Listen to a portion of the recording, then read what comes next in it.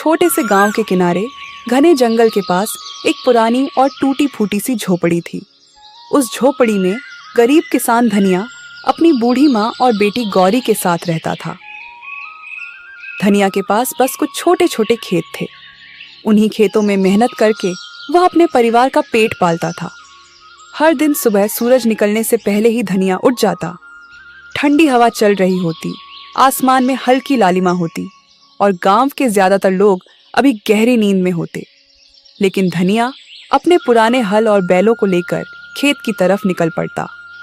दरवाजे पर खड़ी उसकी माँ प्यार से कहती, बेटा धनिया, थोड़ा आराम भी कर लिया कर।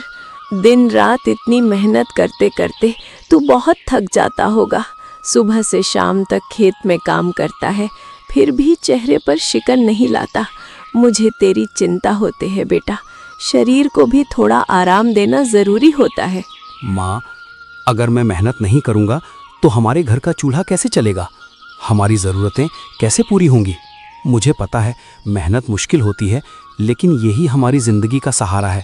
जब तक मेरे हाथ पैर चल रहे हैं मैं मेहनत करता रहूँगा, ताकि आपको कभी किसी चीज़ की कमी महसूस ना हो। तभी उसकी बेटी गौरी दौड़ते हुए आती और कहती, बाबा जल्दी। लेकिन चालाक सेठ ने तुरंत एक नई और खतरनाक साजिश सोच ली।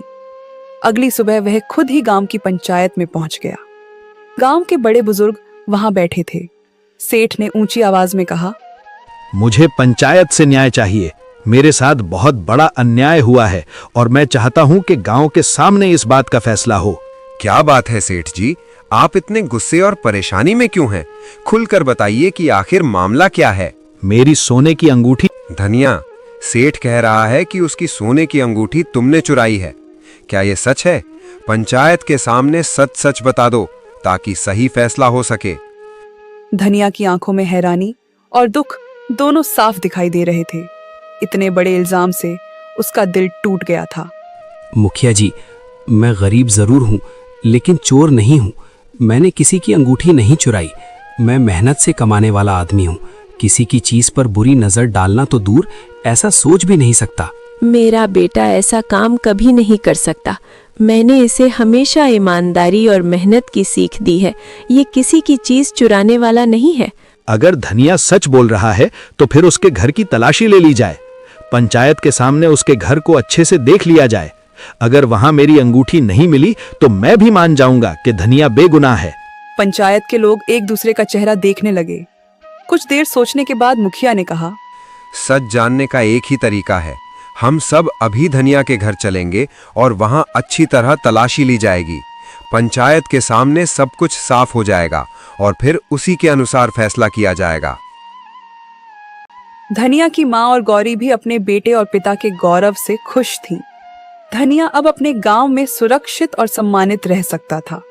वह जानता था कि ईमानदारी और मेहनत का फल देर से सही, लेकिन निश्चित रूप से मिलता है। गौरी अपने पिता की ओर देखकर मुस्कुराई और बोली, बाबा देखो, सच की जीत हमेशा होती है, चाहे कितनी भी मुश्किलें आइए। सच्चाई और ईमानदारी का मार्ग कभी खाली नहीं जाता। मुझे लगता है कि हम सब ने यह सच में महसूस किया। हाँ बेटी, और यही सीख हमें हमेशा याद रखनी चाहिए। ईमानदारी, मेहनत और सच्चाई का मार्ग ही असली ताकत है। अगर हम इसे अपनाएं तो कोई भी चुनौती हमें नहीं हरा सकती। यही रास्ता हमें सही मंजिल तक ले जाता है। और इस तरह धनिया, उसकी माँ और गौरी ने अपने नए घर में खुशी खुशी जीवन बिताना शुरू किया। साथ ही गांव में उनका सम्मान और प्यार हमेशा बरकरार रहा।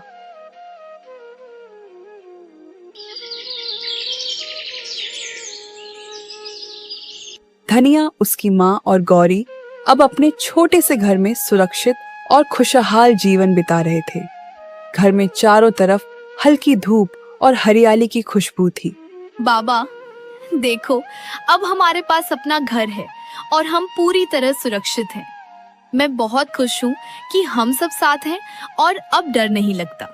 हाँ बेटी, ये सब तुम्हारी हिम्मत, समझदारी और सच्चाई की वजह से संभव हुआ।